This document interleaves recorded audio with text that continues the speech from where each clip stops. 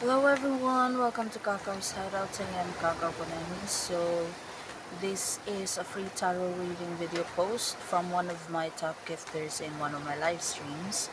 So check the comments down below. If you have been tagged, then this is for you. However, this may also resonate with Taurus, Virgo, Capricorn. There's something about not wanting to exert any effort anymore. Parang pagod na, ayoko na, parang hindi na ako magpo-provide dyan, hindi na ako magbibigay ng pera dyan, hindi na ako mag uh, parang presence rin kasi ang Pentacles so parang hindi na ako pupunta dyan, hindi na ako magpapakita dyan, or pwedeng hindi na ako magbibigay ng kakailanganin regarding that matter. And this may be something connected sa Knight of Cups in reverse. So maybe this is someone na may bisyo. Pwedeng drug addiction, pwedeng I don't know, shopaholic, or yun lang, yung hingi lang ng hingi, hindi yung nagbabanat ng boto kasi ikaw naman provide ka ng provide. So parang this time, kung punong-puno ka na, especially if pati ikaw namumulubi na rin, don't hesitate to say no. Okay? Instead, what you need to focus on is yung pag-finalize ng decision na to, na mare-recognize niya na ito na yung last. Hindi na talaga kita pagbibigyan. You really have to know your place, and you really have to respect the boundaries that I set. Now, bottom of the deck is the King of Pentacles. You can actually do this. Masyado ka lang maawain when it comes to that person. And I'm sensing this is someone who's just actually lazy. I'm not sensing na ano siya, may kapansanan siya whatsoever.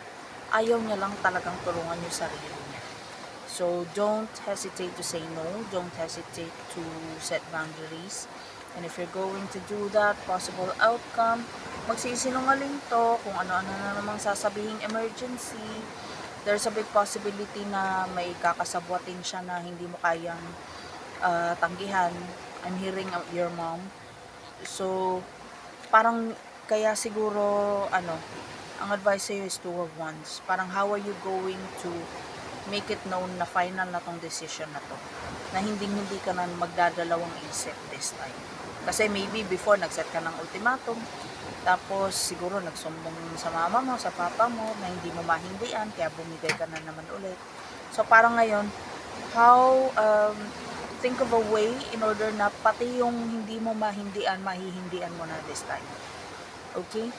And if that, ayun, 7 of Pentacles reverse, parang seseryosohin na rin naman nila. 9 of Wands reverse, merong magsasakit-sakitan. So, make sure na legit na may sakit.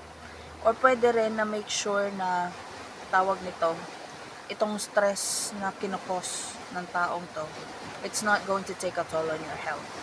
So at the same time, emphasize to these people na parang nagkaka-stress ka na dahil sa kanila and ayaw mong lumalayo. Kasi baka if you say it that way, baka mas respetuhin nila yung mo. Especially if nakikita-kitaan ka na rin talaga ng symptoms na may sakit ka na because of overwork maybe, or stress, or both. So take care of yourself. Okay? Anyway, that's all I'm seeing here. Any clarifications?